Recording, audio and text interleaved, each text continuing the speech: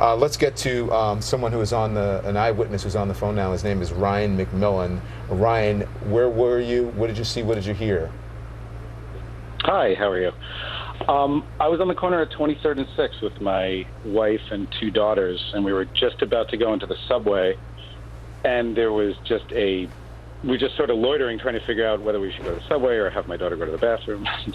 And there was a huge explosion, and I saw the back window of an SUV pop out, like all the glass went into the street, and my wife and I just looked at each other, and we just ran up 6th Avenue.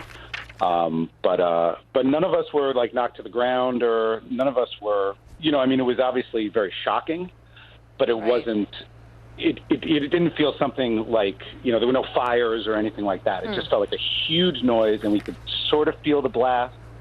But it was mostly just shock, and we just ran, and people were screaming and running up the block. It was definitely shocking. Yeah, shocking and unnerving, no question. Thank you so much for your account of what happened, and stay with us. I do want to get to our CNN correspondent on the scene, Jean Casarez, who's been there from really the moments after this happened. Jean, we're awaiting the press conference with New York City Mayor Bill de Blasio and also the head of the New York City Police Department, James O'Neill. Are you hearing anything from law enforcement on the ground there, as it's now been about 2 hours since this explosion occurred, on what they believe may have caused it and what they're saying at this hour?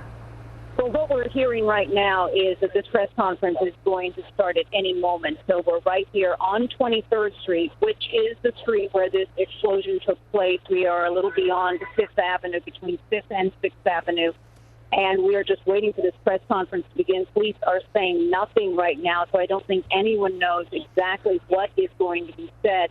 But I will tell you that there are many civilians here. We are allowed in a little farther along 23rd Street because we are pressed.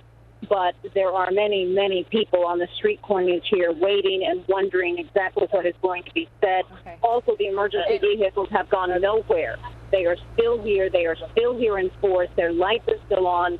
We are still hearing helicopters above us. Everyone just seems to be prepared for anything at this point. But officers have come up to check microphones, and we do believe that this presser will be minutes away. And Jean, on the left side of our screen here, as you and we await the press conference, we're seeing these new aerial images into us. These are live aerial images from our affiliate WCBS of some of these emergency response vehicles. Jean, in terms of the extent of the injuries, Rachel Crane at Bellevue Hospital had been reporting a number of emergency vehicles there, but no word on the condition of the patients or the extent of the injuries. What we've been told previously is 25 injured, most of them minor injuries, non-life-threatening. Do you have any more detail on the victims? I think officially from the Fire Department of New York City, and let me tell you, there are fire trucks all over this area, stretching block after block, but they have officially tweeted out that there are 25 injuries. Of course, that can increase, but that is what's been said officially. They do not believe there are any fatalities. Of course, this is a working situation right now, but we do know that with the counterterrorism unit here, I saw dogs going from building to building, and not on 23rd Street, but on the streets surrounding 23rd Street in the Chelsea area. But I think officially now, Poppy, it is 25, probably at least.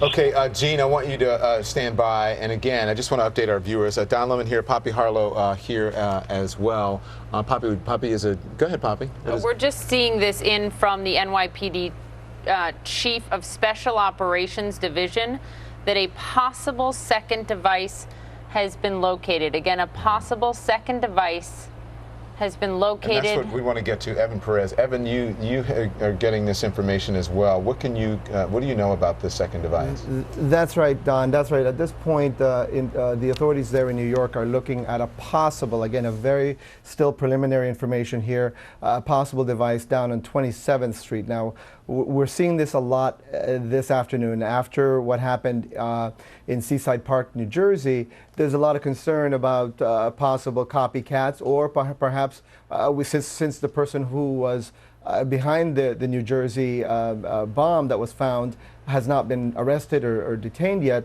there's concern that that person could be at large and trying to do other things. So what we're getting is a lot of reports now frankly, up and down the East Coast. There was something of a report of a possible explosion in Charlottesville, which turned out to luckily be just a transformer that went bad. Virginia, the local power supplier there in Virginia, in Charlottesville, Virginia, reported that, so that calmed the fears in that area. In New York, we're getting a lot of these calls, suspicious devices. So at this point, we know that the authorities are taking all of this very, very seriously. As you know, when you have something like this, you have to be on guard for possible copycats. But again, the preliminary word is that they're investigating a possible second device found just a few blocks away there on 27th Street, and we're working to try to get some more from the NYPD and other authorities up there in New York. So, Evan, I wonder, this tweet coming out from the NYPD Chief of Special Ops Division saying there may be this possible secondary device at 27th and 6th, between 6th and 7th Avenue, which is just 4 blocks away.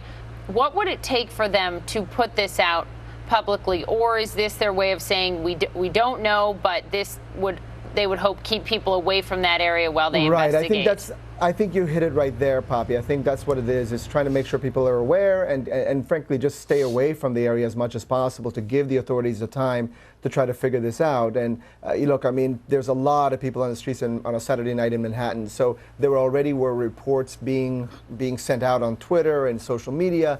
So the authorities there are under pressure to make sure that they put something out to at least let people know what they're dealing with, that they're aware of this, they're going to figure it out, and they're going to provide more information when they have it. But at this point, all we know is that they're looking into this possibility of a second device there on 27th and 6th, just a few blocks away from the scene of that first explosion. As Shimon has been pointing out, and as you guys have noted, we're still dealing with a lot of preliminary information, waiting for the NYPD to provide the official word here, but what we know is simply that there was an explosion either in or near this dumpster. The initial suspicion is that it was possibly an IED, but obviously that is still work being done to try to figure that out. As Shimon has repeatedly pointed out, that this is a construction site. There's a lot of possible other things that could explain what happened here, and that's why these guys are trying to work the scene tonight. Okay, I want to get to, stand by, please, Evan. I want to bring in, Errol Louis here, because there's